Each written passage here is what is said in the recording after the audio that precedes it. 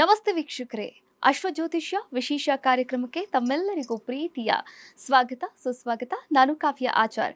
ಈ ದಿನದ ಪಂಚಾಂಗ, ರಾಶಿ ಭವಿಷ್ಯ ಹಾಗೆ ಧಾರ್ಮಿಕ ಚಿಂತನೆಯ ವಿಚಾರಗಳಾದಂತಹ ಇಂದಿನ ಯಾವ ವ್ರತವನ್ನ ಮಾಡಿದ್ರೆ ಪುತ್ರ ಸಂತಾನ ಭಾಗ್ಯ ದೊರೆಯುತ್ತದೆ ಈ ಬಗ್ಗೆ ತಿಳಿಸ್ಕೊಡೋಕೆ ಖ್ಯಾತ ಜ್ಯೋತಿಷ್ಯರು ಆದಂತಹ ಆಚಾರ್ಯ ಗುರೂಜಿಯವರು ಇವತ್ತು ನಮ್ಮ ಜೊತೆ ಇದ್ದಾರೆ. ಹಾಗಾದ್ರೆ ಮತ್ತೆ ಆಗ್ತಡ ಬನ್ನಿ ಕಾರ್ಯಕ್ರಮವನ್ನ ಶುರು ಮಾಡ್ತಾ ಹೋಗೋಣ. ಗುರೂಜಿಗಳನ್ನ ಈ ಒಂದು ಕಾರ್ಯಕ್ರಮಕ್ಕೆ ಬರಮಾಡಿಕೊಳ್ತಾ. ಗುರೂಜಿ ನಮಸ್ತೆ, ಕಾರ್ಯಕ್ರಮಕ್ಕೆ ಸ್ವಾಗತ. ನಮಸ್ತೆ. ಓಂ ಅಸ್ಮದ್ಗುರುಭ್ಯೋ ನಮಃ. ಗುರುರ್ಬ್ರಹ್ಮ ಗುರುರ್ವಿಷ್ಣು ಗುರುದೇವೋ ಮಹೇಶ್ವರ ಗುರು ಸಾಕ್ಷಾತ್ ಪರಬ್ರಹ್ಮ ತಸ್ಮೈ ಶ್ರೀ ಗುರವೇ ನಮಃ. ಆಪದಾಮಪಹರ್ತಾರಂ ಧಾತಾರಂ ಸರ್ವಸಂಪದಾಂ ಲೋಕಾಭಿರಾಮಂ ಶ್ರೀರಾಮಂ ಭೂಯೋರ್ಭೂಯೋ ನಮಾಮ್ಯಹಂ. ಮನೋಜವನ್ ಮಾರುತತುಲ್ಯ ವೇಗಂ ಜಿತೇಂದ್ರಿಯಂ ಬುದ್ಧಿಮತಾಂ ವರಿಷ್ಠಂ ವಾತಾತ್ಮಜನ್ ವಾನರ್ಯೂಥ ಮುಖ್ಯಂ ಶ್ರೀರಾಮದೂತಂ ಶಿರಸಾ ನಮಾಮಿ. ಆಂಜನೇಯಾಯ ವಿದ್ಮಹೇ ವಾಯುಪುತ್ರಾಯ ಧೀಮಹಿ ತನ್ನೋ ಹನುಮತ್ ಪ್ರಚೋದಯಾತ್. ಹರಿ ಓಂ. ನವಗ್ರಹ ಮಂತ್ರಗಳನ್ನ ಜಪಿಸುತ್ತಾ ಈ ಒಂದು ಕಾರ್ಯಕ್ರಮವನ್ನ ಶುರು ಮಾಡಿದ್ದಾರೆ. ಗುರುಗಳೇ, ಮೊದಲನೇದಾಗಿ ಈ ದಿನದ ಪಂಚಾಂಗದ ಬಗ್ಗೆ ತಿಳಿಸ್ಕೊಡಿ. ನೋಡಿ, ಎಂದಿನಂತೆ ಈ ದಿವಸವೂ ಕೂಡ ನಾವು ಪಂಚಾಂಗವನ್ನು ವಿಶೇಷವಾಗಿ ತಿಳಿದು ಮುನ್ನಡೆದಾಗ ನಮಗೆ ಅನುಕೂಲಗಳಾಗುವಂಥದ್ದು. ದಿನನಿತ್ಯವೂ ಕೂಡ ಈ ಒಂದು ವಾಹಿನಿಯಲ್ಲಿ ನಾವು ವಿಶೇಷವಾಗಿ ಪಂಚಾಂಗಗಳನ್ನು ತಿಳಿಸ್ಕೊಡ್ತಾ ಬರ್ತಾ ಇದ್ದೀವಿ. ಯಾಕೆ ಪಂಚಾಂಗವನ್ನು ತಿಳ್ಕೊಡ್ಬೇಕಂದ್ರೆ, ನೋಡಿ, ಇವತ್ತು ನೀವು ಏನೇ ಕೆಲಸಗಳು ಮಾಡಿ, ಏನೇ ಕಾರ್ಯಗಳು ಮಾಡಿ, ಒಂದು ವ್ಯಾಪಾರಸ್ಥರಾಗಲಿ ಅಥವಾ ಉದ್ಯೋಗಕ್ಕೋಗರಾಗಲಿ, ಇಲ್ಲ ಏನೋ ಒಂದು ಇವತ್ತು ವಿಶೇಷವಾದಂತಹ ಗುರುವಾರ ನೋಡಿ, ಎಲ್ಲಾದರೂ ಹೊರಗಡೆ ಹೋಗ್ಬೇಕು, ಏನೋ ಒಂದು ಶುಭ ಕಾರ್ಯ ಮಾಡಲಿಕ್ಕೆ ಹೋಗ್ಬೇಕು ಅನ್ಕೊಂಡಾಗ ಇವತ್ತು ಯಾವ ಒಂದು ತಿಥಿ, ವಾರ, ನಕ್ಷತ್ರ, ಯೋಗ ಕರಣಗಳಿದೆ ಇವನ್ನು ತಿಳಿದು ನಡೆದಾಗ ನಮಗೆ ಅನುಕೂಲಗಳಾಗುವಂಥದ್ದು, ಶುಭ ನಮಗೆ ತಿಳಿದು ಬರುವಂಥದ್ದು, ಈ ರೀತಿ ಶುಭ ಫಲಗಳಾಗುವಂಥದ್ದು ಕೂಡ ನಾವು ವಿಶೇಷವಾಗಿ ನೋಡಬಹುದಾಗಿದೆ. ಹಾಗಾಗಿ ಇವತ್ತಿನ ತಿಥಿ, ವಾರ, ನಕ್ಷತ್ರ ಎಲ್ಲವನ್ನು ಕೂಡ ತಿಳಿದು ನಡೆದಾಗ ನಮಗೆ ಅನುಕೂಲಗಳು ಸಿದ್ಧಿ ಆಗಲಿ ಅಂತ ಹೇಳ್ತಾ ನಿತ್ಯವೂ ಕೂಡ ನಾವು ಪಂಚಾಂಗವನ್ನು ತಿಳಿಸ್ಕೊಡ್ತಾ ಬರ್ತಾ ಇದ್ದೇವೆ. ನೋಡಿ, ಈ ದಿನದ ಪಂಚಾಂಗ ಈ ರೀತಿ ಇದೆ. ಕ್ರೋಧಿನಾಮ ಸಂವತ್ಸರ, ದಕ್ಷಿಣಾಗಿನ, ವರ್ಷ ಋತು ಭಾದ್ರಪದ ಮಾಸ. ನೋಡಿ, ಭಾದ್ರಪದ ಮಾಸದ ಶುಕ್ಲ ಪಕ್ಷದ ದ್ವಿತೀಯದಲ್ಲಿ ನಾವಿದ್ದೇವೆ. ಅಂದ್ರೆ ದ್ವಿತೀಯ, ಎರಡನೇ ದಿನ, ಶುಕ್ಲ ಪಕ್ಷದ ವಿಶೇಷ ದಿನ ಎರಡನೇ ದಿನ ಇವತ್ತಾಗಿರುತ್ತೆ. ಹಾಗೆ ಇವತ್ತು ಶುಭ ಯೋಗ ಕೌಲವ ಕರ್ಣ ಇರುವಂಥದ್ದು. ಈ ರೀತಿ ಪಂಚಾಂಗಗಳಿರುತ್ತೆ. ಹಾಗೆ ಇವತ್ತಿನ ರಾಹುಕಾಲ, ಗುಳಿಕ ಕಾಲ, ಯಮಗಂಡ ಕಾಲವನ್ನು ನಾವು ವಿಶೇಷವಾಗಿ ತಿಳ್ಕೊಳ್ಬೇಕಾಗುತ್ತೆ. ಯಾಕೆ ನೋಡಿ, ಈಗ ಕೆಲವೊಂದು ಶುಭ ಕಾರ್ಯಗಳನ್ನು ನಾವು ರಾಹುಕಾಲಗಳಲ್ಲಿ ಮಾಡಲ್ಲ. ಅಂದ್ರೆ ಈ ಮಾನುಷ ಕಾರ್ಯಗಳು ಅಂತ ಯಾರಾದರೂ ಈ ಷೋಡಶ ಕರ್ಮಗಳಾಗ್ಬೋದು ಅಥವಾ ಬೇರೆ ಏನೋ ನಾವು ಒಂದು ಮನೆಯಲ್ಲಿ ಏನೋ ವಿಶೇಷವಾಗಿ ಪೂಜಾದಿಗಳನ್ನು ಮಾಡ್ಕೋಬೇಕು ಅಂದ್ರೂ ಕೂಡ ನಾವು ರಾಹುಕಾಲ ಮತ್ತೆ ಗುಳಿಕ ಕಾಲ, ಒಂದು ಪ್ರಯಾಣ ಮಾಡಬೇಕಂದ್ರೆ ಯಮಗಂಡ ಕಾಲವನ್ನು ಕೂಡ ನಾವು ನೋಡಿಕೊಂಡು ನಡೆಯುವುದು ನಮ್ಗೆ ಹಿಂದಿಂದ ಬಂದಿರುವಂತಹ ವಾಡಿಕೆ ಆಗಿರುತ್ತೆ. ಹಾಗಾಗಿ ನೋಡಿ, ಇವತ್ತಿನ ರಾಹುಕಾಲ 1:50 3:23 ರಾಹುಕಾಲ ಇರುವುದು ನಾವು ವಿಶೇಷವಾಗಿ ನೋಡಬಹುದಾಗಿದೆ. ಹಾಗೆ ನೋಡಿ, ಯಮಗಂಡ ಕಾಲ 6:09 7:41 ಯಮಗಂಡ ಕಾಲವಾಗಿರುತ್ತೆ. ಹಾಗೆ ಗುಳಿಕ ಕಾಲವನ್ನು ನೋಡಿದಾಗ ಗುಳಿಕ ಕಾಲ 9:14 10:46 ಗುಳಿಕ ಕಾಲವನ್ನು ನೋಡಬಹುದು. ಹಾಗೆ ನೋಡಿ, ನಿತ್ಯವೂ ನಾವು ಏನ್ ಮಾಡ್ತಾ ಇದ್ದೀವಿ, ಬ್ರಾಹ್ಮಿ ಮುಹೂರ್ತದ ಬಗ್ಗೆ ತಿಳಿಸ್ಕೊಡ್ತಾ ಬರ್ತಾ ಇದ್ದೀವಿ. ಯಾಕೆ ಬ್ರಾಹ್ಮಿ ಮುಹೂರ್ತ ಅಷ್ಟು ಶ್ರೇಷ್ಠ ಅಂದ್ರೆ, ಬ್ರಾಹ್ಮಿ ಮುಹೂರ್ತದಲ್ಲಿ ಏನಾದರೂ ವ್ರತ ಮಾಡುವವರು ಅಥವಾ ಜಪ ಮಾಡುವವರು ಅಥವಾ ಯಾರಾದರೂ ಈ ಮಹಿಳೆಯರು ಇರ್ತಾರಲ್ವಾ, ಅಂದ್ರೆ ಏನೋ ಮದ್ವೆಗಳಿಗೆ ನೋಡ್ತಾ ಇರ್ತಾರೆ, ಮದ್ವೆ ಆಗ್ತಾರಲ್ಲ, ಇವರೆಲ್ಲ ಅಶ್ವತ್ಥ ವೃಕ್ಷ ಪ್ರದಕ್ಷಿಣೆ ಮಾಡುವಂತಹ ಒಂದು ಶುಭ ಸಮಯ ಆಗಿರುತ್ತೆ. ಮತ್ತೆ ಏನಾದರೂ ಸಿದ್ಧಿ ಮಾಡ್ಕೊಳ್ಬೇಕಾಗಿರೋ ಕೂಡ ಈ ಬ್ರಾಹ್ಮಿ ಮುಹೂರ್ತ ಮತ್ತೆ ಗೃಹ ಪ್ರವೇಶಾದಿಗಳಿಗೆ ಈ ಬ್ರಾಹ್ಮಿ ಮುಹೂರ್ತ ತುಂಬಾ ಶ್ರೇಷ್ಠ ಅಂತ ಶಾಸ್ತ್ರದಲ್ಲಿ ಹೇಳಿದೆ. ಹಾಗಾಗಿ ನಿತ್ಯವೂ ಕೂಡ ಬ್ರಾಹ್ಮಿ ಮುಹೂರ್ತವನ್ನು ತಿಳಿದು ನಡೆದಾಗ ಅನುಕೂಲಗಳಾಗುವಂಥದ್ದು. ಹಾಗೆ ಇವತ್ತಿನ ಬ್ರಾಹ್ಮಿ ಮುಹೂರ್ತ ಪ್ರಾತಃ ಕಾಲದಲ್ಲಿ ಅಂದ್ರೆ ಬೆಳಗಿನ ಜಾವ 4:36 5:22 ವಿಶೇಷವಾಗಿ ಬ್ರಾಹ್ಮಿ ಮುಹೂರ್ತವನ್ನು ನೋಡಬಹುದು. ಹಾಗೆ ಇವತ್ತಿನ ಸೂರ್ಯೋದಯ ಮತ್ತು ಸೂರ್ಯಾಸ್ತಮವನ್ನು ನೋಡಿದಾಗ ನೋಡಿ, ಸೂರ್ಯೋದಯ ಬೆಳಗ್ಗೆ 6:09 ಸೂರ್ಯೋದಯ ಆದರೆ ಸಂಜೆ 6:27 ಸೂರ್ಯಾಸ್ತವನ್ನು ನಾವು ಇವತ್ತು ವಿಶೇಷವಾಗಿ ನೋಡಬಹುದಾಗಿದೆ. ಎಸ್ ವೀಕ್ಷಕರೇ, ಈ ದಿನದ ಪಂಚಾಂಗ ಗುರುವಾರ ಗುರುರಾಯರ ದರ್ಶನವನ್ನ ಮಾಡುವಂತಹ ವಿಚಾರವಾಗಿ ಇಂದಿನ ಪಂಚಾಂಗವನ್ನ ತಿಳಿಸ್ಕೊಡ್ತಾರೆ. ಇನ್ನು ಮುಂದಿನ ಭಾಗದಲ್ಲಿ ನೋಡೋದಾದ್ರೆ ದ್ವಾದಶ ರಾಶಿಗಳ ಫಲಾನುಫಲಗಳ ಬಗ್ಗೆ ಗುರೂಜಿಗಳು ತಿಳಿಸ್ಕೊಡ್ತಾರೆ. ಮೊದಲನೇದಾಗಿ ಮೇಷ ರಾಶಿ. ಪೂಜ್ಯಾಯ ರಾಘವೇಂದ್ರಾಯ ಸತ್ಯ ಧರ್ಮವ್ರತಾಯ ಚ ಭಜತಾಂ ಕಲ್ಪವೃಕ್ಷಾಯ ನಮತಾನ್ ಕಾಮಧೇನುವೆ. ನೋಡಿ, ಇವತ್ತು ಗುರು ರಾಯರ ನೆನೆದು ಮುನ್ನಡೆದಾಗ ನಮಗೆ ಅನುಕೂಲಗಳಾಗುವಂಥದ್ದು. ಇವತ್ತಿನ ಸಂಚಿಕೆಯಲ್ಲಿ ನಾವು ವಿಶೇಷವಾಗಿ ಗುರುಬಲದ ಬಗ್ಗೆ ಮಾತಾಡ್ತಾ ಇದ್ದೀವಿ.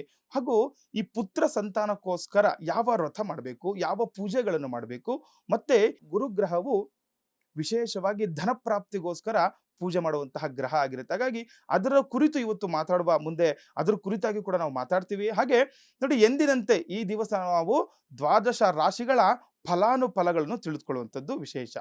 ಯಾಕೆ ದ್ವಾದಶ ರಾಶಿಗಳನ್ನು ತಿಳಿದುಕೊಳ್ಬೇಕು? ನೋಡಿ, ನಮ್ಮ ಪುರಾತನ ಇಂದಿನಿಂದನೂ ಅನಾದಿ ಕಾಲದಿಂದಲೂ ಕೂಡ ಈ ದ್ವಾದಶ ರಾಶಿಗಳನ್ನು ತಿಳಿದು ಇವತ್ತು ಯಾರಿಗೆ ಅನುಕೂಲಗಳಿದೆ, ಯಾರಿಗೆ ಅನಾನುಕೂಲಗಳಿದೆ, ಯಾರು ಯಾವ ಒಂದು ಕ್ಷೇತ್ರದಲ್ಲಿ ನಡೆದಾಗ ಅವರಿಗೆ ಅನುಕೂಲಗಳಾಗುತ್ತೆ ಅಂತ ತಿಳಿಸ್ಕೊಡೋದೆ ಈ ದ್ವಾದಶ ರಾಶಿಗಳ ಫಲಾನುಫಲಗಳು. ಹಾಗಾಗಿ ಇವತ್ತು ನೋಡಿ, ಪ್ರಥಮವಾಗಿ ಮೇಷ, ವೃಷಭ, ಮಿಥುನ, ಕಟಕ, ಸಿಂಹ, ಕನ್ಯಾ, ತುಲಾ, ವೃಶ್ಚಿಕ, ಧನಸ್ಸು, ಮಕರ, ಕುಂಭ, ಮೀನ ಈ ದ್ವಾದಶ ರಾಶಿಗಳ ಫಲಾನುಫಲಗಳನ್ನು ತಿಳಿಸ್ಕೊಡ್ತಾ ಪ್ರಥಮವಾಗಿ ಮೇಷರಾಶಿ. ನೋಡಿ, ಮೇಷರಾಶಿಯವರಿಗೆ ಏಕಾಏಕಿ ಹೊಸ ಕಾರ್ಯಗಳನ್ನು ಆರಂಭಿಸುವುದು ಅಷ್ಟು ಸೂಕ್ತವಲ್ಲ.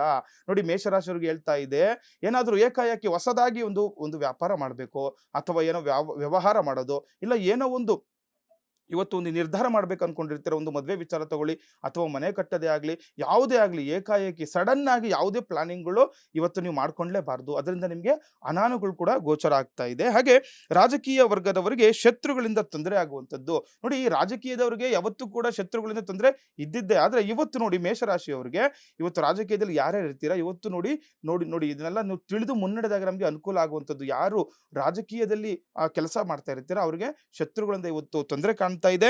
ಹಾಗೆ ಆರ್ಥಿಕ ಹಿನ್ನಡೆಯ ನಡುವೆ ಮನೆಯಲ್ಲಿ ಭಿನ್ನಾಭಿಪ್ರಾಯಗಳು ಕೂಡ ದೂರ ಆಗುವಂಥದ್ದು. ಅಂದ್ರೆ ಆರ್ಥಿಕವಾಗಿ ಹಿನ್ನಡೆ ಆದ್ರೂ ಕೂಡ ಮನೆಯಲ್ಲಿ ಕೆಲವೊಂದು ಭಿನ್ನಾಭಿಪ್ರಾಯಗಳಿರುತ್ತೆ. ನೋಡಿ, ಈ ಮೇಷರಾಶಿಯವರಿಗೆ ಏನಾದ್ರೂ ಮನೆಯಲ್ಲಿ ನೀವೇನೋ ಮಾಡ್ಬೇಕು ಅಂದ್ರೂ ಬಿಡ್ತಾ ಇರಲ್ಲ, ಇಲ್ಲ ಏನೋ ಒಂದು ಕೆಲಸಕ್ಕೆ ಹೋಗ್ತಾ ಇರ್ತಾರ, ತೊಂದರೆಗಳು ಆಗ್ತಾ ಇರುತ್ತೆ. ಇದರಿಂದ ಮನೆಯಲ್ಲಿ ಏನೇ ಭಿನ್ನಾಭಿಪ್ರಾಯಗಳಾಗಿದ್ರು ಕೂಡ ಅದರಿಂದ ದೂರ ಆಗುವ ಲಕ್ಷಣಗಳು ಕೂಡ ಇವತ್ತು ನಿಮ್ಗೆ ವಿಶೇಷವಾಗಿ ಕಾಣ್ತಾ ಇದೆ. ಹಾಗೆ ವೃಷಭ ರಾಶಿ, ಕೆಲಸ ಕಾರ್ಯದಲ್ಲಿ ಮಂದಗತಿಯ ಪ್ರಗತಿ ಉಂಟಾಗುವಂಥದ್ದು. ಮಾಡುವ ಕೆಲಸ ಕಾರ್ಯದಲ್ಲಿ ನಿಧಾನಗತಿ. ಇವತ್ತು ನೋಡಿ, ಮಂದಗತಿ ಅಂದ್ರೆ ಇವತ್ತು ನಿಧಾನವಾಗಿ ನಿಮ್ಮ ಕೆಲಸ ಕಾರ್ಯಗಳು ಸಾಗುತ್ತೆ. ಅದರಿಂದ ಚಿಂತೆಯನ್ನು ಪಡುವ ಅವಶ್ಯಕತೆ ಇರುವುದಿಲ್ಲ. ನೋಡಿ, ಏನಾದರೂ ಚಿಂತೆ ಮಾಡೋದು, ಇವತ್ತೇನೋ ನಮಗೆ ಕೆಲಸಗಳು ಆಗ್ತಾ ಇಲ್ಲ, ಯಾಕೆ ಹಿಂಗೆ ಆಗ್ತಾ ಇದೆ ಅಂತ ಇದ್ರಲ್ಲಿ ಚಿಂತೆ ಮಾಡ್ಕೊಂಡಿದ್ರೆ ಅದರಿಂದ ಅನಾನುಕೂಲಗಳಾಗುತ್ತೆ. ಅದರಿಂದ ನೀವು ಇವತ್ತು ನೋಡಿ, ಜಾತಕದಲ್ಲಿ ಇರುವಂಥದ್ದು, ಇವತ್ತು ಜ್ಯೋತಿಷ್ಯದಲ್ಲಿ ಈ ಮೇಷರಾಶಿಯವರಿಗೆ ಮಾಡುವ ಕೆಲಸದಲ್ಲಿ ನಿಧಾನಗತಿ ಇದೆ ಅಂತ ಅನ್ಕೊಂಡಾಗ ನೀವು ಯಾವ ರೀತಿ ಅದರಲ್ಲಿ ಕೆಲಸಗಳು ಮಾಡಬೇಕು ಅಂತ ಅರಿತು ನಡೆದಾಗ ನಮಗೆ ಅನುಕೂಲಗಳಾಗುತ್ತೆ. ಹಾಗೆ ಭೂಮಿಗೆ ಸಂಬಂಧಪಟ್ಟ ಸಮಸ್ಯೆಗಳು ಬಗೆಹರಿಸಿಕೊಳ್ಳುವಿರಿ. ಅಂದ್ರೆ ನೋಡಿ, ಯಾರಾದರೂ ಈ ಭೂಮಿಗೆ ಸಂಬಂಧಪಟ್ಟಂತಹ ಏನೋ ಭೂಮಿ ತಗೊಳೋದಾಗ್ಲಿ, ಅಥವಾ ಮಾರಾಟ ಮಾಡ್ಬೇಕು ಅನ್ಕೊಂಡಿರ್ತೀರಲ್ಲ, ಇದರಿಂದ ಈ ಸಂಬಂಧಪಟ್ಟಂತ ವ್ಯವಹಾರ ಏನೇ ಮಾಡಿದ್ರು ಕೂಡ ನಿಮ್ಗೆ ಇವತ್ತು ಬಗೆಹರಿಸುತ್ತೆ. ಅಂದ್ರೆ ಯಾರಾದ್ರೂ ಭೂಮಿ ವಿಚಾರದಾಗಿ ಏನೋ ಗಲಾಟೆಗಳಾಗಿರ್ತೀರ, ಇಲ್ಲ ತಗೋಬೇಕು ಅನ್ಕೊಂಡಿರ್ತೀರ, ಇಷ್ಟು ದಿನ ತುಂಬಾ ತಡ ಆಗ್ತಾ ಇರುತ್ತೆ, ಇದರಿಂದ ಏನೇ ಸಮಸ್ಯೆಗಳಿದ್ರು ಕೂಡ ಇವತ್ತು ನಿಮ್ಗೆ ಬಗೆಹರುವ ಲಕ್ಷಣಗಳು ಕೂಡ ಕಾಣ್ತಾ ಇದೆ. ಹಾಗೆ ಕೌಟುಂಬಿಕ ಸಮಸ್ಯೆಗಳಿಗೆ ಸೂಕ್ತ ಪರಿಹಾರಗಳು ದೊರಕುವಂಥದ್ದು ಈ ವೃಷಭ ರಾಶಿಯವರಿಗೆ. ಮನೆಯಲ್ಲಿ ಏನಾದ್ರೂ ಸಮಸ್ಯೆಗಳಿದ್ರು ಕೂಡ ಇವತ್ತು ದೂರ ಆಗುವ ಲಕ್ಷಣಗಳು ಕಾಣ್ತಾ ಇದೆ. ಹಾಗೆ ಸಮಸ್ಯೆಗಳಿಗೆ ಪರಿಹಾರಗಳು ದೊರಕುವುದರಿಂದ ಮಾನಸಿಕವಾಗಿ ನೆಮ್ಮದಿ ಕೂಡ ಸಿಗುವಂಥದ್ದು. ನೋಡಿ, ಇವತ್ತು ಅಂದ್ರೆ ಏನಾದರೂ ಆ ದಿನನಿತ್ಯವೂ ಕೂಡ ನಿಮಗೆ ಸ್ವಲ್ಪ ಏನೋ ತೊಂದರೆಗಳು ಅನುಭವಿಸ್ತಾ ಇರ್ತೀರಾ, ಮಾಡುವ ಕೆಲಸ ಕಾರ್ಯದಲ್ಲಿ ಹಿನ್ನಡೆ ಆಗ್ತಾ ಇರುತ್ತೆ, ಅವೆಲ್ಲವೂ ಕೂಡ ಹೋಗಿ ಇವತ್ತು ಮಾನಸಿಕವಾಗಿ ನೆಮ್ಮದಿ ಸಿಗುವಂತಹ ಲಕ್ಷಣಗಳು ಕೂಡ ವೃಷಭ ರಾಶಿಯವರಿಗೆ ಕಾಣ್ತಾ ಇದೆ. ಹಾಗೆ ಮಿಥುನ ರಾಶಿ, ಸ್ವತಂತ್ರವಾಗಿ ಬಂಡವಾಳ ಹೂಡಿಕೆ ಹಾಗೂ ವ್ಯವಹಾರಕ್ಕೆ ಶುಭ ದಿನ. ನೋಡಿ, ಸ್ವತಂತ್ರವಾಗಿ ಯಾರು ನಿಮ್ಮ ಸ್ವಂತಕ್ಕೆ ವ್ಯಾಪಾರ ಮಾಡ್ಬೇಕು ಅನ್ಕೊಂಡಿರ್ತೀರಾ, ಅಥವಾ ಏನೋ ಹೊಸದಾಗಿ ಒಂದು ವ್ಯವಹಾರ ಪ್ರಾರಂಭ ಮಾಡ್ಬೇಕು ಅನ್ಕೊಂಡಿರ್ತೀರಾ, ಇವರಿಗೆ ತುಂಬಾ ಒಳ್ಳೆಯ ಶುಭ ದಿನ ಆಗಿರುತ್ತೆ ಇವತ್ತು. ನೋಡಿ, ಭಾದ್ರಪದ ಮಾಸದ ಗುರುವಾರ ತುಂಬಾ ಈ ದ್ವಿತೀಯ ದಿನದಂದು ತುಂಬಾ ಒಳ್ಳೆಯ ದಿನ ಆಗಿರುತ್ತೆ ಇವತ್ತು. ನೀವು ಏನಾದರೂ ಹೊಸದಾಗಿ ಪ್ರಾರಂಭ ಮಾಡ್ಬೇಕು ಅನ್ಕೊಂಡ್ರೆ ಇವತ್ತು ಆರಾಮಾಗಿ ಪ್ರಾರಂಭ ಮಾಡ್ಕೊಳ್ಳಿ, ನಿಮಗೆ ಅನುಕೂಲ ಆಗುವಂಥದ್ದು ಮಿಥುನ ರಾಶಿಯವರಿಗೆ ನೋಡಬಹುದು. ಹಾಗೆ ಮಾನಸಿಕ ಒತ್ತಡದಿಂದ ದೂರ ಆಗುವುದು, ಅಂದ್ರೆ ಮಾನಸಿಕವಾಗಿ ಏನಾದರೂ ಒತ್ತಡಗಳಿದ್ರು ಕೂಡ ಇವತ್ತು ದೂರ ಆಗುತ್ತೆ. ಅನಿರೀಕ್ಷಿತವಾಗಿ ಅಧಿಕಾರ ಹಾಗೂ ಉನ್ನತ ಹುದ್ದೆಗಳು ನಿಮ್ಮನ್ನು ಹುಡುಕಿ ಬರುವುದು. ಅಂದ್ರೆ ಅನಿರೀಕ್ಷಿತವಾಗಿ ನೋಡಿ, ಒಂದು ವ್ಯಾಪಾರ ಕೈಗೊಂಡ್ರೆ ನೋಡಿ, ಯಾವ್ದಾದ್ರು ಹೊಸದಾಗಿ ನೀವು ಏನೋ ಪ್ರಾರಂಭ ಮಾಡ್ಬೇಕು ಅನ್ಕೊಂಡ್ರೆ ನಿಮ್ಗೆ ಬೇರೆ ಕಡೆಯಿಂದನೂ ಕೂಡ ನಿರೀಕ್ಷಿತವಾಗಿ ಒಂದು ಒಳ್ಳೆ ಸುದ್ದಿ ಬರುವಂಥದ್ದು, ಒಳ್ಳೆ ಸಮಾಚಾರ ತಿಳಿಯುವಂಥದ್ದು, ನಿಮ್ಗೆ ಬೇರೆ ಕಡೆಯಿಂದ ಅನುಕೂಲ ಆಗುವ ಲಕ್ಷಣಗಳು ಕೂಡ ಮಿಥುನ ರಾಶಿಯವರಿಗೆ ಕಾಣ್ತಾ ಇದೆ. ಹಾಗೆ ಕಟಕ ರಾಶಿ, ನೋಡಿ ಕಟಕ ರಾಶಿಯವರಿಗೆ ಮನೆಯ ಶುಭ ಕಾರ್ಯಗಳ ಖರ್ಚುಗಳು ಹೆಚ್ಚಾಗುವಂಥದ್ದು. ಅಂದ್ರೆ ನೋಡಿ ಮನೆಯಲ್ಲಿ ಶುಭ ಕಾರ್ಯಗಳಿಗೆ ಖರ್ಚುಗಳು ಮಾಡಲೇಬೇಕಾಗುತ್ತೆ. ಯಾಕಂದ್ರೆ ಮುಂದೆ ಇನ್ನ 2 ದಿನಗಳಲ್ಲಿ ನಮಗೆ ವಿಶೇಷವಾಗಿ ಗೌರಿ ಹಬ್ಬ ಮತ್ತೆ ಗಣಪತಿ ಹಬ್ಬಗಳು ಬರುವಂಥದ್ದು. ಹಾಗಾಗಿ ಧಾರ್ಮಿಕ ವಿಚಾರವಾಗಿ ನೀವು ಖರ್ಚು ಮಾಡಿದ್ರು ಕೂಡ ನಿಮಗೆ ಅನುಕೂಲವನ್ನು ನೋಡಬಹುದು. ಹಾಗೆ ಬ್ಯಾಂಕಿನ ವ್ಯವಹಾರದಲ್ಲಿ ಪ್ರಗತಿ ಉಂಟಾಗುವಂಥದ್ದು. ಯಾರಾದರೂ ಈ ಬ್ಯಾಂಕಿನ ವ್ಯವಹಾರ ಮಾಡಬೇಕು ಅನ್ಕೊಂಡಿದ್ರೆ ಅಥವಾ ಏನೋ ಸಾಲ ತಗೊಳೋದು ಅಥವಾ ಅದನ್ನ ಸಾಲವನ್ನು ಮರುಪಾವತಿ ಮಾಡುವಂಥದ್ದು ಏನಾದರೂ ಅನ್ಕೊಂಡಿದ್ರೆ ಇವತ್ತು ಮಾಡ್ಕೊಳ್ಳಿ, ನಿಮಗೆ ಅನುಕೂಲಗಳಾಗುತ್ತೆ. ಹಾಗೆ ವೈದ್ಯ ವೃತ್ತಿಯವರಿಗೆ ಆದಾಯದಲ್ಲಿ ಹೆಚ್ಚಳ ಆಗುವಂಥದ್ದು ಕಟಕ ರಾಶಿಯವರಿಗೆ. ವಿಶೇಷವಾಗಿ ನೋಡಿ, ಯಾರು ವೈದ್ಯಕೀಯದಲ್ಲಿ ಕೆಲಸ ಮಾಡ್ತಾ ಇರ್ತೀರಾ ಅಥವಾ ಏನೋ ಮೆಡಿಕಲ್ ಇಟ್ಕೊಂಡ್ಬಿಟ್ಟಿರ್ತೀರಾ ಅಥವಾ ಏನೋ ಒಂದು ಹಾಸ್ಪಿಟಲ್ ಚಿಕ್ಕದಾಗಿ ಮಾಡ್ಕೊಂಡ್ಬಿಟ್ಟಿರ್ತೀರಾ, ಈ ಕಟಕ ರಾಶಿಯವರಿಗೆ ಇವತ್ತು ನಿಮಗೆ ಅನುಕೂಲ ಆಗುತ್ತೆ. ಆದಾಯದಲ್ಲಿ ಹೆಚ್ಚಳ ಆಗುವಂತಹ ಸಾಧ್ಯತೆ ಕೂಡ ಹೆಚ್ಚಾಗಿರುತ್ತೆ. ಹಾಗೆ ಸಿಂಹರಾಶಿ, ಆರೋಗ್ಯದ ವಿಷಯದಲ್ಲಿ ಉದಾಸೀನ ಬೇಡ. ನೋಡಿ, ಸಿಂಹರಾಶಿಯವರು ಏನಾದರೂ ಆರೋಗ್ಯದಲ್ಲಿ ತೊಂದರೆಗಳು ಏರುಪೇರು ಉಂಟಾದ್ರೆ ನೀವು ತಕ್ಷಣ ವೈದ್ಯರ ಬಳಿ ಹೋಗಿ ಅದನ್ನು ಪರಿಶೀಲನೆ ಮಾಡಿಕೊಂಡಾಗ ನಿಮಗೆ ಅನುಕೂಲ ಆಗುತ್ತೆ. ನೋಡಿ, ಉದಾಸೀನ ಮಾಡಿದ್ರೆ ಇದರಿಂದ ನಿಮಗೆ ತೊಂದರೆಗಳು ಅನುಭವಿಸ್ತೀರಾ. ಹಾಗೆ ಕೆಲಸದ ಸ್ಥಳಗಳಲ್ಲಿ ಉತ್ಸಾಹದಾಯಕ ಹಾಗೂ ಚೈತನ್ಯದಾಯಕ ಪ್ರಚೋದಕ ಬೆಳವಣಿಗೆಗಳು ಉಂಟಾಗುವಂಥದ್ದು. ಮಾಡುವ ಕೆಲಸ ಕಾರ್ಯದಲ್ಲಿ ಇವತ್ತು ತುಂಬಾ ಚೆನ್ನಾಗಿರುತ್ತೆ. ನೋಡಿ, ನೀವೆಲ್ಲ ಕೆಲಸ ಮಾಡ್ತಾ ಇರಿ, ಇವತ್ತು ತುಂಬಾ ಅನುಕೂಲ ಆಗುತ್ತೆ. ಅಲ್ಲಿ ತುಂಬಾ ಉತ್ಸಾಹದಿಂದ ಕೆಲಸ ಮಾಡ್ತೀರಾ ಮತ್ತೆ ಬೇರೆಯವರಿಂದ ನಿಮಗೆ ಪ್ರಚೋದನೆ ಸಿಗುವಂಥದ್ದು. ಅಂದ್ರೆ ನೋಡಿ, ಮಾಡುವ ಕೆಲಸ ಕಾರ್ಯದಲ್ಲಿ ಏನಾಗುತ್ತೆ, ಯಾರೋ ಒಬ್ರು ನಿಮ್ಮ ಮೇಲಧಿಕಾರಿಗಳಾಗ್ಬೋದು, ಸಹಪಾಠಿಗಳಿಂದ ನಿಮಗೆ ಅನುಕೂಲ ಆಗಿ ಪ್ರಚೋದನೆ ಸಿಗುವಂಥದ್ದು. ನೋಡಿ, ಓ ಚೆನ್ನಾಗಿ ಕೆಲಸ ಮಾಡ್ತೀಯಪ್ಪ ನೀನು ಮಾಡು ಅಂದಾಗ ಯಾರೇ ಆಗಲಿ ಇನ್ನ ಕೆಲಸ ಮಾಡ್ಲಿಕ್ಕೆ ನಮಗೆ ತುಂಬಾ ಯಥೇಚ್ಛವಾದ ಶಕ್ತಿ ಸಿಗುವಂಥದ್ದು ಕೂಡ ಆಗುತ್ತೆ ಇವತ್ತು ಸಿಂಹರಾಶಿಯವರಿಗೆ. ಹಾಗೆ ಆರ್ಥಿಕ ಸ್ಥಿತಿ ಕೂಡ ಉಂಟಾಗುವಂಥದ್ದು ನೋಡಬಹುದು.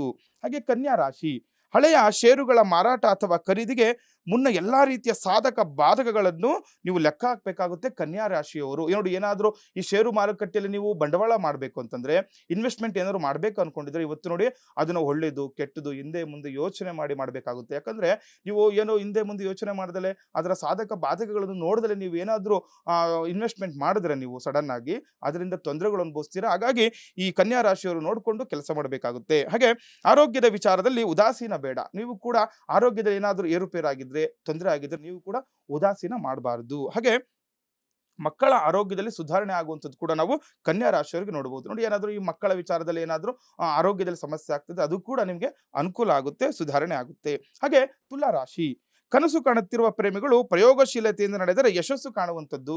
ಅಂದ್ರೆ ನೋಡಿ, ಯಾರೋ ಇವಾಗ ಹೊಸದಾಗಿ ಏನೋ ಪ್ರೇಮದಲ್ಲಿ ಒಂದು ಪ್ರೇಮ ಅಂದ್ರೆ ಏನೋ ಒಂದು ಲವ್ ಮ್ಯಾರೇಜ್ ಆಗ್ಬೇಕು ಅನ್ಕೊಂತಿರ್ತೀರಾ, ಮನೆಯಲ್ಲಿ ಹೇಳ್ಬೇಕೋ ಬೇಡವಾ ಈ ರೀತಿ ಇದ್ದಾಗ ನೋಡಿ ಮನೆಯಲ್ಲಿ ನೀವು ಹೇಳ್ಕೋಬೇಕಾಗುತ್ತೆ. ಅಂದ್ರೆ ಯಾವಾಗ ನಾವು ಒಳ್ಳೆತನದಲ್ಲಿ ಇರ್ತೀವಿ ನಮ್ಗೆ ಮನೆಯಲ್ಲೂ ಕುಟುಂಬದಲ್ಲೂ ಕೂಡ ನಮಗೆ ಅನುಕೂಲ ಕೂಡ ನೋಡಬಹುದಾಗಿದೆ ತುಲಾ ರಾಶಿಯವರಿಗೆ. ಹಾಗೆ ಮನೆಯ ಶುಭ ಕಾರ್ಯಗಳಿಗೆ ಹೆಚ್ಚು ಖರ್ಚುಗಳಾಗುವಂಥದ್ದು. ಇವತ್ತು ವಿಶೇಷವಾಗಿ ಮನೆಯಲ್ಲಿ ಏನಾದರೂ ಶುಭ ಕಾರ್ಯಗಳಿಗೋಸ್ಕರ ಹೆಚ್ಚು ಖರ್ಚಾಗ್ತಾ ಇರುತ್ತೆ, ಆದ್ರೆ ಅದರಿಂದ ಏನು ತಲೆ ಕೆಡಿಸ್ಕೊಳ್ಳೋ ಅವಶ್ಯಕತೆ ಇಲ್ಲ.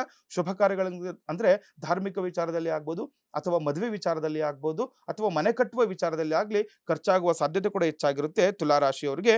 ಇದರಿಂದ ಆರ್ಥಿಕ ಸ್ಥಿತಿ ಉತ್ತಮವಾಗಿರೋದು ಕೂಡ ನೋಡಬಹುದು. ಹಾಗೆ ಹಾಗೆ ವೃಶ್ಚಿಕ ರಾಶಿ, ನೋಡಿ ವೃಶ್ಚಿಕ ರಾಶಿಯವರಿಗೆ ವೃತ್ತಿ ರಂಗದಲ್ಲಿ ಹೊಸ ಜವಾಬ್ದಾರಿ ತೆಗೆದುಕೊಳ್ಳುವಂಥದ್ದು. ನೋಡಿ, ಮಾಡುವ ಕೆಲಸ ಕಾರ್ಯದಲ್ಲಿ ಏನಾಗುತ್ತೆ, ವೃತ್ತಿ ರಂಗದಲ್ಲಿ ನೀವು ವಿಶೇಷವಾಗಿ ಇವತ್ತು ಹೊಸ ಜವಾಬ್ದಾರಿಗಳನ್ನು ತೆಗೆದುಕೊಳ್ಳುವ ಲಕ್ಷಣಗಳು ಕೂಡ ಕಾಣ್ತಾ ಇದೆ. ಅಂದ್ರೆ ನೀವು ಮಾಡುವ ಕೆಲಸ ಕಾರ್ಯದಲ್ಲಿ ನೀವು ಎಲ್ಲೋ ಒಂದು ವ್ಯಾಪಾರನೋ ಅಥವಾ ಉದ್ಯೋಗನೋ ಅಥವಾ ಕಾರ್ಖಾನೆಯಲ್ಲಿ ಕೆಲಸ ಮಾಡ್ತಾ ಇರ್ತೀರಾ ಅಥವಾ ಗೌರ್ಮೆಂಟ್ ಕೆಲಸಗಳು ಮಾಡ್ತಾ ಇರ್ತೀರಾ, ಅಲ್ಲಿ ನಿಮ್ಗೆ ಉನ್ನತ ಹುದ್ದೆಗೆ ಹೋಗುವ ಲಕ್ಷಣಗಳು ಕೂಡ ಕಾಣ್ತಾ ಇದೆ. ಹಾಗೆ ದೊಡ್ಡ ದೊಡ್ಡ ವ್ಯವಹಾರಸ್ಥರಿಗೆ ಉತ್ತಮ ದಿನ ಆಗಿರುವಂಥದ್ದು. ಯಾರಾದರೂ ಈ ದೊಡ್ಡ ಕಾರ್ಖಾನೆಗಳಾಗ್ಲಿ ಅಥವಾ ದೊಡ್ಡ ದೊಡ್ಡ ಕೆಲಸಗಳು ಅಂದ್ರೆ ದೊಡ್ಡ ದೊಡ್ಡ ಪ್ರಾಜೆಕ್ಟ್ ಮಾಡ್ತಾ ಇರ್ತೀರಾ, ಅವ್ರಿಗೆಲ್ಲರಿಗೂ ಕೂಡ ತುಂಬಾ ಉತ್ತಮ ದಿನ ಇವತ್ತು ವೃಶ್ಚಿಕ ರಾಶಿಯವರಿಗೆ ಆಗಿರುತ್ತೆ. ಹಾಗೆ ನೂತನ ಯೋಜನೆ ಒಂದರಲ್ಲಿ ಯಶಸ್ಸು ಸಿಗುವಂಥದ್ದು. ಯಾರಾದರೂ ವೃಶ್ಚಿಕ ರಾಶಿಯವರು ಹೊಸದಾಗಿ ಏನಾದರೂ ನೀವು ಒಂದು ವ್ಯಾಪಾರನ ಉದ್ಯೋಗ ಪ್ರಾರಂಭ ಮಾಡ್ಬೇಕು ಅನ್ಕೊಂಡ್ರೆ ಇವತ್ತು ಯಶಸ್ಸು ಸಿಗುತ್ತೆ. ಏನಾದರೂ ಮನಸ್ಸಲ್ಲಿ ಹೊಸದಾಗಿ ಕೆಲಸ ಮಾಡ್ಬೇಕು ಅನ್ಕೊಂಡಿದ್ರೆ ಅದನ್ನು ಮಾಡಿ ನಿಮ್ಗೆ ಅನುಕೂಲ ಕೂಡ ನೋಡಬಹುದು. ಹಾಗೆ ಧನಸ್ಸು ರಾಶಿ, ನೋಡಿ ಧನಸ್ಸು ರಾಶಿಯವರಿಗೆ ಇವತ್ತು ಪಿತ್ರಾರ್ಜಿತ ಆಸ್ತಿ ಲಭ್ಯವಾಗಲಿದೆ. ನೋಡಿ, ಯಾರಿಗಾದರೂ ಈ ಧನಸ್ಸು ರಾಶಿಯವರಿಗೆ ಪಿತ್ರಾರ್ಜಿತ ಅಂದ್ರೆ ಪೂರ್ವಾರ್ಜಿತ ಆಗ್ಬೋದು ಅಥವಾ ಪಿತ್ರಾರ್ಜಿತ ಆಗ್ಬೋದು, ಏನಾದರೂ ಆಸ್ತಿ ವಿಚಾರದಲ್ಲಿ ನಿಮಗೆ ತೊಂದರೆಗಳು ಅನುಭವಿಸ್ತಾ ಇರ್ತೀರಾ, ತುಂಬಾ ಗಲಾಟೆಗಳು ಆಗ್ತಾ ಇದ್ರೆ ಇವತ್ತು ನಿಮಗೆ ಅದು ಸಿಗುವಂತಹ ಲಕ್ಷಣಗಳು ಕೂಡ ಧನಸ್ಸು ರಾಶಿಯವರಿಗೆ ಕಾಣ್ತಾ ಇದೆ. ಹಾಗೆ ಅತಿಯಾದ ಕೋಪದಿಂದ ಸಂಕಷ್ಟಕ್ಕೆ ಸಿಲುಕುವ ಸಾಧ್ಯತೆ ಕೂಡ ಹೆಚ್ಚಾಗಿರುತ್ತೆ. ನೋಡಿ, ಯಾವಾಗ ಕೋಪ ಮಾಡ್ಕೊಂತೀರಾ ಈ ವಿಚಾರದಲ್ಲಿ ನೋಡಿ ಪಿತ್ರಾರ್ಜಿತ ಆಸ್ತಿ ವಿಚಾರದಲ್ಲಿ ಸ್ವಲ್ಪ ಗಲಾಟೆಗಳಾಗುವಂಥದ್ದು, ತೊಂದರೆಗಳು ಅನುಭವಿಸ್ತಾ ಇರ್ತಾರೆ, ತುಂಬಾ ಸಾಮಾನ್ಯವಾಗಿ ನಾವು ನೋಡ್ತಾ ಇರ್ತೀವಿ. ಆದ್ರೆ ಈ ದಿವಸ ಏನಾದರೂ ನೀವು ಕೋಪದಿಂದ ಮಾತಾಡಿದ್ರೆ ನಿಮಗೆ ಅದರಿಂದ ಅನಾನುಕೂಲಗಳು ಜಾಸ್ತಿ ಆಗುತ್ತೆ ಧನಸ್ಸು ರಾಶಿಯವರಿಗೆ. ಹಾಗೆ ಆರೋಗ್ಯದ ಬಗ್ಗೆ ಕೂಡ ಹೆಚ್ಚಿನ ನಿಗಾ ವಹಿಸುವುದು ಕೂಡ ಉತ್ತಮವಾಗಿರುತ್ತೆ. ನಿಮ್ಮ ಆರೋಗ್ಯದ ಬಗ್ಗೆ ಕೂಡ ತುಂಬಾ ಗಮನ ನೀವು ಕೊಡಲೇಬೇಕಾಗುತ್ತೆ ಧನಸ್ಸು ರಾಶಿಯವರು. ಹಾಗೆ ಮಕರ ರಾಶಿ, ನೋಡಿ ಈ ಮಕರ ರಾಶಿಯವರಿಗೆ ಕ್ರೀಡಾಪಟುಗಳು ತಮ್ಮ ಕ್ಷೇತ್ರದಲ್ಲಿ ಮಹತ್ತರ ಸಾಧನೆ ಮಾಡುವಂತಹ ಸಾಧ್ಯತೆ ಕೂಡ ಹೆಚ್ಚಾಗಿರುವಂಥದ್ದು ಮಕರ ರಾಶಿಯವರಿಗೆ. ಯಾರ್ಯಾರು ಈ ಕ್ರೀಡಾಪಟುಗಳು ಇರ್ತೀರಾ, ನೀವು ಯಾವುದೇ ಒಂದು ಆಟದಲ್ಲಿ ನೀವು ಮುನ್ನಡೀರಿ, ಇವತ್ತು ನಿಮಗೆ ತುಂಬಾ ಅನುಕೂಲ ಆಗುತ್ತೆ. ಅದರಿಂದ ಉನ್ನತ ಮಟ್ಟಕ್ಕೆ ಹೋಗುವಂತಹ ಲಕ್ಷಣಗಳು ಕೂಡ ಈ ಮಕರ ರಾಶಿಯವರಿಗೆ ಕಾಣ್ತಾ ಇದೆ. ಹಾಗೆ ಗೃಹ ಅಥವಾ ನಿವೇಶನ ಖರೀದಿ ಮಾಡುವಂತಹ ಮನಸ್ಸು ಕೂಡ ಇವತ್ತು ಮಾಡುವಂಥದ್ದು. ಅಂದ್ರೆ ಏನಾದರೂ ಹೊಸದಾಗಿ ಮನೆ ಕಟ್ಟಬೇಕು ಅಥವಾ ಇಲ್ಲ ಹೊಸ ಮನೆ ತಗೋಬೇಕು ಅನ್ಕೊಂಡ್ರು ಕೂಡ ನಿಮಗೆ ಇವತ್ತು ತುಂಬಾ ಶುಭ ದಿನ ಆಗಿರುತ್ತೆ. ಹಾಗೆ ಮನೆಯ ಅಶುಭ ಕಾರ್ಯಗಳ ಖರ್ಚು ಹೆಚ್ಚಾಗುವಂಥದ್ದು. ಅಂದ್ರೆ ಅಶುಭ ಕಾರ್ಯಗಳಂತಂದ್ರೆ ನೋಡಿ, ಯಾರಾದರೂ ಈ ಪಿತೃ ಕಾರ್ಯವಾಗಿ ಏನಾದರೂ ಮಾಡಬೇಕು ಅನ್ಕೊಂಡಿದ್ರೆ ಅವ್ರಿಗೆಲ್ಲ ಅವತ್ತು ಇವತ್ತು ಅದರಿಂದ ತುಂಬ ಏನೋ ಹೆಚ್ಚು ಖರ್ಚಾಗುವಂಥದ್ದು ಇರುತ್ತೆ. ಆದರೂ ಕೂಡ ಪಿತೃ ಕಾರ್ಯಗಳು ನಾವು ಮಾಡಲೇಬೇಕಾಗುತ್ತೆ. ಅದರಿಂದ ಮಾಡಿದಾಗ ನಿಮಗೆ ಆ ಪಿತೃಗಳ ಆಶೀರ್ವಾದದಿಂದ ನಿಮಗೆ ಅನುಕೂಲ ಕೂಡ ನೋಡ್ಬೋದು. ಹಾಗೆ ಕುಂಭರಾಶಿ, ನೂತನ ಒಪ್ಪಂದಗಳಿಗೆ ಚಾಲನೆ ಕೊಡುವಿರಿ. ನೋಡಿ, ಕುಂಭರಾಶಿಯವರಿಗೂ ಕೂಡ ಹೊಸದಾಗಿ ಏನೋ ಒಂದು ಸೈಟ್ ತಗೊಳ್ಳೋದು ಅಥವಾ ಏನೋ ಒಪ್ಪಂದ ಪತ್ರಗಳೆಲ್ಲ ಮಾಡ್ಕೊಳ್ತಾ ಇರ್ತಾರೆ ನೋಡಿ, ಇಲ್ಲ ಏನೋ ಒಂದು ಹೊಸದಾಗಿ ಒಂದು ಪ್ರಾಜೆಕ್ಟ್ಗೆ ಸೈನ್ ಮಾಡೋದಾಗ್ಲಿ ಅಥವಾ ಹೊಸ ಉದ್ಯೋಗ ಪ್ರಾರಂಭ ಮಾಡಬೇಕು ಅನ್ಕೊಂಡ್ರು ಕೂಡ ಇವತ್ತು ನಿಮಗೆ ಶುಭ ದಿನ ಆಗಿರುತ್ತೆ ಕುಂಭರಾಶಿಯವರಿಗೆ. ಹಾಗೆ ವ್ಯವಹಾರದಲ್ಲಿ ಅಧಿಕ ಲಾಭಾಂಶ ಕಂಡು ಬರುವುದು ಕೂಡ ನೋಡ್ಬೋದು. ಯಾವುದೇ ವ್ಯವಹಾರ ಮಾಡಿ ಇವತ್ತು ಅಧಿಕವಾಗಿ ನಿಮಗೆ ಲಾಭಾಂಶ ಸಿಗುತ್ತೆ. ನಿಮಗೂ ಕೂಡ ಉತ್ತಮವಾದಂತಹ ದಿನ ಈ ಕುಂಭರಾಶಿಯವರಿಗೆ ಆಗಿರುತ್ತೆ. ಹಾಗೆ ಹಲವು ದಿನಗಳಿಂದ ಬಾಕಿ ಇರುವ ಕೆಲಸ ಕಾರ್ಯಗಳು ಕೂಡ ಇವತ್ತು ಅಂತಿಮ ಘಟ್ಟ ಸೇರಲಿದೆ. ಅಂದ್ರೆ ತುಂಬಾ ದಿನದ ಯಾವುದೋ ಒಂದು ಪ್ರಾಜೆಕ್ಟ್ ಮಾಡ್ತಾ ಇರ್ತೀರಾ, ಆ ಕೆಲಸ ಆಗ್ತಾನೆ ಇರಲ್ಲ. ಅದೆಲ್ಲವೂ ಕೂಡ ಇವತ್ತು ಅಂತಿಮ ಘಟ್ಟ ಸೇರುವಂತಹ ಲಕ್ಷಣಗಳು ಕೂಡ ಕುಂಭರಾಶಿಯವರಿಗೆ ಕಾಣ್ತಾ ಇದೆ. ಹಾಗೆ ಕಡೆಯ ರಾಶಿ ಮೀನರಾಶಿ.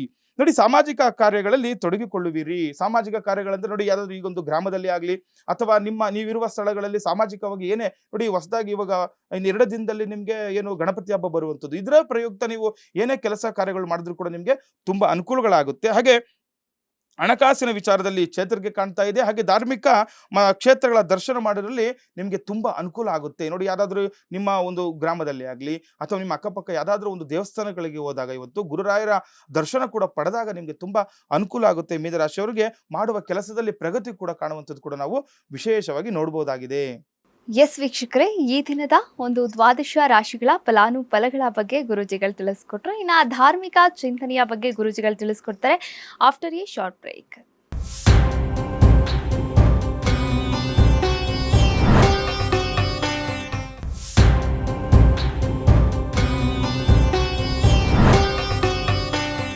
ವಿರಾಮದ ನಂತರ ಮತ್ತೊಮ್ಮೆ ತಮ್ಮೆಲ್ಲರಿಗೂ ಪ್ರೀತಿಯ ಸ್ವಾಗತ. ಇದೀಗ ಗುರುಗಳು ಧಾರ್ಮಿಕ ಚಿಂತನೆಯ ಬಗ್ಗೆ ತಿಳಿಸ್ಕೊಡ್ತಾರೆ. ಇವತ್ತಿನ ಒಂದು ವಿಷಯ ಬಂದ್ಬಿಟ್ಟು ಯಾವ ಒಂದು ಪೂಜೆಯನ್ನ ಮಾಡಿದ್ರೆ ಪುತ್ರ ಸಂತಾನ ಪ್ರಾಪ್ತಿಯಾಗುತ್ತೆ, ಈ ಬಗ್ಗೆ ಗುರುಗಳು ತಿಳಿಸ್ಕೊಡ್ತಾರೆ. ಗುರೂಜಿ, ಈ ಒಂದು ಕಾಲಘಟ್ಟದಲ್ಲಿ ವಿಶೇಷವಾಗಿ ಈ ಸಂತಾನ ಅನ್ನುವಂಥದ್ದು ತುಂಬಾ ಪ್ರಧಾನವಾಗಿರುವಂಥದ್ದು. ನೋಡಿ, ಎಷ್ಟೋ ಜನಕ್ಕೆ ಮದುವೆ ಆಗಿ 2 ವರ್ಷ 3 ವರ್ಷ 5 ವರ್ಷ 10 ವರ್ಷ 20 ವರ್ಷ ಆದ್ರೂ ಕೂಡ ಮಕ್ಕಳಾಗೋದು ತುಂಬಾ ಕಷ್ಟ ಆಗ್ತಾ ಇರುತ್ತೆ. ಅಂದ್ರೆ ಕೆಲವರಿಗೆ ಏನಾಗುತ್ತೆ, ಕೆಲವರಿಗೆ ಈ ಪುತ್ರ ಸಂತಾನ ಬೇಕು ಅಂತಲೂ ಕೂಡ ಕೆಲವರು ತುಂಬಾ ಅಪೇಕ್ಷೆ ಇರುವಂಥದ್ದು. ಹಾಗಾಗಿ ಅವರೆಲ್ಲ ಯಾವ ಒಂದು ಪೂಜೆ ಮಾಡ್ಕೊಂಡ್ರೆ ಪುತ್ರ ಸಂತಾನ ಆಗುವಂಥದ್ದು. ಪುತ್ರಕಾರಕ ಯಾರು? ಪುತ್ರಕಾರಕನ ಗುರುವನ್ನು ನೋಡಿ, ನವಗ್ರಹಗಳಲ್ಲಿ ನೋಡಿ ವಿಶೇಷವಾಗಿ ಸೂರ್ಯಾಯ ಚಂದ್ರಾಯ ಮಂಗಳಾಯ ಬುಧಾಯ ಚ ಗುರು ಶುಕ್ರ ಶನಿಭ್ಯಶ್ಚ ರಾಹವೇ ಕೇತವೇ ನಮಃ ಅಂತ. ನವಗ್ರಹಗಳಲ್ಲಿ ಅತ್ಯಂತ ದೊಡ್ಡ ಗ್ರಹ ಗುರುಗ್ರಹ ಅಂತ ನಾವು ಹೇಳ್ತೀವಿ. ನೋಡಿ, ಈ ಗುರುಗ್ರಹ ಪುತ್ರಕಾರಕ, ಪುತ್ರ ಸಂತಾನಕಾರಕ ಮತ್ತು ಧನಕಾರಕ ಅಂತ ಕೂಡ ಹೇಳುವಂಥದ್ದು. ನೋಡಿ, ಯಾರಿಗೆ ಈ ಪುತ್ರ ಅಪೇಕ್ಷೆ ಇರುತ್ತೆ ಮತ್ತೆ ಯಾರು ಧನಾಪೇಕ್ಷೆ ಇರ್ತಾರೆ ನೋಡಿ, ಎಷ್ಟೋ ಕೆಲಸಗಳು ಮಾಡ್ತಾ ಇರ್ತಾರೆ, ತುಂಬಾ ದುಡಿತಾ ಇರ್ತಾರೆ, ಹಣ ಅವ್ರ ಕೈಯಲ್ಲಿ ನಿಲ್ತಾ ಇರಲ್ಲ, ಅವರು ಕೂಡ ಈ ಒಂದು ವಿಶೇಷವಾಗಿ ಗುರುವನ್ನು ಆರಾಧನೆ ಮಾಡ್ಕೊಳ್ಬೇಕಾಗುತ್ತೆ. ಹಾಗೆ ಯಾರಿಗೆ ಪುತ್ರ ಸಂತಾನ ನೋಡಿ, ಎಷ್ಟೋ ದಿನಗಳಾದ್ರೂ ಕೂಡ ಮಕ್ಕಳಾಗ್ತಾ ಇರಲ್ಲ, ತುಂಬಾ ಮಾಡ್ಕೊಳ್ತಾ ಇರ್ತೀರಾ, ಅವರೆಲ್ಲರೂ ಕೂಡ ವಿಶೇಷವಾಗಿ ಗುರು ಪೂಜೆ ಮಾಡಬೇಕು. ಯಾವ ರೀತಿ ಪೂಜಾದಿಗಳನ್ನು ಕೂಡ ನಾನು ನಿಮಗೆ ಮುಂದೆ ತಿಳಿಸ್ಕೊಡ್ತೀನಿ. ಆದರೆ ನೋಡಿ, ಯಾರಾದರೂ ಈಗ ಹಣ ಕೊಟ್ಟು ಕೂಡ ಕಳ್ಕೊಂಡ್ಬಿಟ್ಟಿರ್ತೀರಾ, ತುಂಬಾ ದಿನದಿಂದ ಅವರು ನಿಮಗೆ ವಾಪಸ್ ಕೊಡ್ತಾ ಇರಲ್ಲ, ಯಾರಿಗೋ ಕೊಟ್ಬಿಟ್ಟಿರ್ತೀರಾ, ಮತ್ತೆ ಇಲ್ಲ ಯಾರ ಹತ್ರ ನೀವು ಸಾಲ ಮಾಡ್ಕೊಂಡ್ಬಿಟ್ಟಿರ್ತೀರಾ. ಏನಾಗುತ್ತೆ, ಈ ನಮ್ಮ ಹತ್ರ ದುಡ್ಡು ಇದ್ರೂ ಕೂಡ ನಾವು ಬೇರೆಯವ್ರಿಗೆ ಕೊಡ್ಲಿಕ್ಕೆ ಆಗ್ತಾ ಇರಲ್ಲ.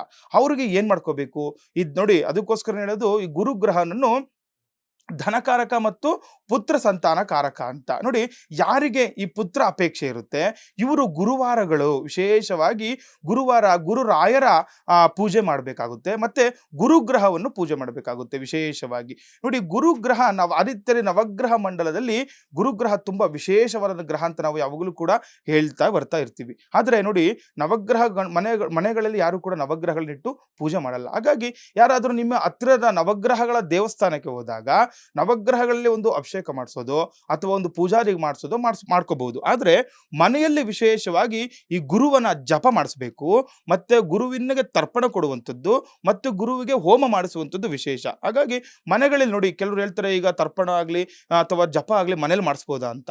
ನೋಡಿ, ಮನೇಲೇ ಅವಶ್ಯಕತೆ ನೋಡಿ ಅವಕಾಶ ಇದ್ದಾಗ ನೋಡಿ, ಕೆಲವರು ಈ ಚಿಕ್ಕ ಪುಟ್ಟ ಮನೆಗಳಿರುತ್ತೆ, ಹೋಮ ಮಾಡ್ಲಿಕ್ಕೆ ಆಗಲ್ಲ, ಅಂಥವ್ರೆಲ್ಲ ಏನ್ ಮಾಡ್ಬೇಕು, ನಿಮ್ಮ ಅಕ್ಕಪಕ್ಕ ಇರುವ ದೇವಸ್ಥಾನಗಳಲ್ಲಿ ಮಾಡ್ಕೋಬಹುದು. ಅಥವಾ ನಮ್ಮ ಮನೆಯಲ್ಲಿ ಅಂದ್ರೆ ಆ ತಿಂಗಳ ನೋಡಿ ಕೊನೆಯ ತಿಂಗಳಲ್ಲಿ ಈಗ ಅಂಟು ಮುಂಟೆಯಲ್ಲಿ ಇರುತ್ತಲ್ಲ, ಅದನ್ನು ನೋಡ್ಕೊಂಡು ನಾವು ವಿಶೇಷವಾಗಿ ಮನೆಯಲ್ಲೂ ಕೂಡ ಮಾಡಿಸ್ಕೋಬಹುದಾಗುತ್ತೆ. ನೋಡಿ, ಮನೆಯಲ್ಲಿ ವಿಶೇಷವಾಗಿ ಒಂದು ಗಣಪತಿ ಪೂಜೆ ಮಾಡಿ, ನಾವು ಯಾಕಂದ್ರೆ ನೀವು ಮಾಡುವಂತಹ ಕೆಲಸ ಕಾರ್ಯದಲ್ಲಿ ನಿರ್ವಿಘ್ನವಾಗ್ಲಿ ಅಂತ ಹೇಳಿ ಒಂದು ಗಣಪತಿ ಪೂಜೆ ಮಾಡಿ, ಒಂದು ಸಂಕಲ್ಪ ಮಾಡಿ, ಒಂದು ಪುಣ್ಯಾಹವನ್ನು ಮಾಡುವಂಥದ್ದು ಮನೆಯಲ್ಲಿ. ಯಾವುದೇ ರೀತಿಯ ಮನೆಯಲ್ಲಿ ಕಲ್ಮಶ ದೋಷಗಳು ಏನೇ ಇದ್ರೂ ಕೂಡ ನಿವಾರಣೆ ಆಗಲಿ ಅಂತ ಹೇಳ್ತಾ ವಿಶೇಷವಾಗಿ ಪುಣ್ಯಾಹ ಮಾಡಿ ಒಂದು ಹೋಮವನ್ನು ಪ್ರಾರಂಭ ಮಾಡ್ತೀವಿ.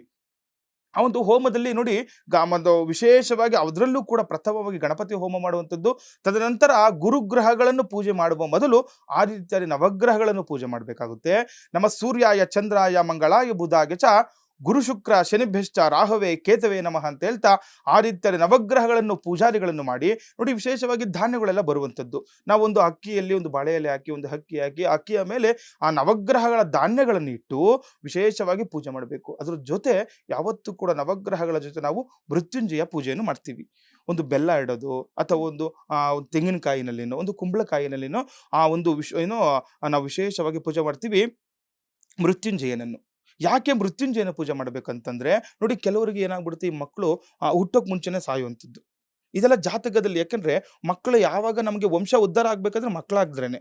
ಈಗ ಯಾಕೆ ಇದು ಮಕ್ಕಳು ಆಗ್ತಾ ಇರಲ್ಲ, ಅದನ್ನು ಕೂಡ ನೋಡ್ಕೋಬೇಕಾಗುತ್ತೆ.